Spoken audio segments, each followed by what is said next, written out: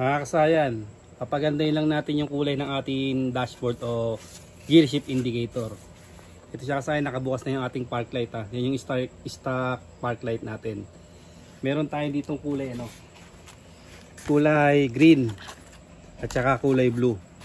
Titignan natin kasayan kung alin yung ano dito ha, kung alin yung magandang kulay para sa inyo. May blue tayo at saka green ha. Ang gagawin natin, papalitan natin ng dalawang blue at saka dalawang green para mapili nyo kung ano yung mas maganda pa sa inyong board. Dalawang blue muna tayo tapos dalawang green. Yung pagkakabit naman simple lang eh. Ito, bubunutin nyo lang siya. Mainit pag ano, bunutin nyo lang siya tapos lagyan nyo lang. Pag hindi siya umilaw, baliktarin nyo lang siya. Pag di umilaw paglagay nyo na hindi umilaw, kailangan lang siyang baliktarin. Kasi meron siyang ano eh, meron siyang polarity. Okay, tas babalikan namin kayo kasama pagkakulay blue na siya. Para mabilis lang tayo. Ayan na siya kasama, yan naman yung kulay blue niya. Ayan, natutok mo para ano, pag ganun. Para yung talagang nakaharap sa ano. Ayan naman yung kulay blue niya, lapit mo pa. Mas malayo lang konti. Bumbo, wala, hindi nakukuha ng lahat eh. Yan. Kuhanan mo lahat yung ano yan, para buo. Next naman natin yung green. Yan naman kasayan yung green. Ayan siya pagka sa ano, kung hindi masyadong makulay sa video, pero dito sa ano, mas malinaw naman siya. Ayan yung green ha. Tapos yung panghuli natin yung combi. Yan ang green, tingnan niyo yung green. Tutukan mo lang sa green.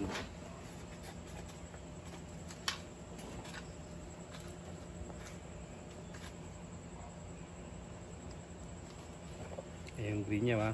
Tandaan niya pag tinanggal niyo siya at inyong nilagay tapos hindi umilaw, baliktarin niyo lang siya.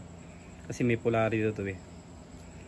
Pagka peanut bulb, wala naman siyang polarity, yung stock bulb. Ayan naman yung ano natin. Ayan naman yung combination natin ng green blue. Ito yung green ha. Ito yung blue, hindi na natin tinanggal. Hindi ko kasi mahanap yung white natin eh. Kaya napipili kasi kung ano yung sa tingin nyo yung mas maganda. Mas maganda naman yung naka LED din siya kaysa naka peanut bulb. Mas maliwanag yung ano yung ilaw. Kahit dito sa ano sa labas mas maano eh. Mas maliwanag to kasi ito kasi replacement to eh. Hindi siya talaga pit na pit. Tutukan mo dito sa ano. Hindi siya talaga pit na pit dito eh, you know. Tago yung neutral. Oh.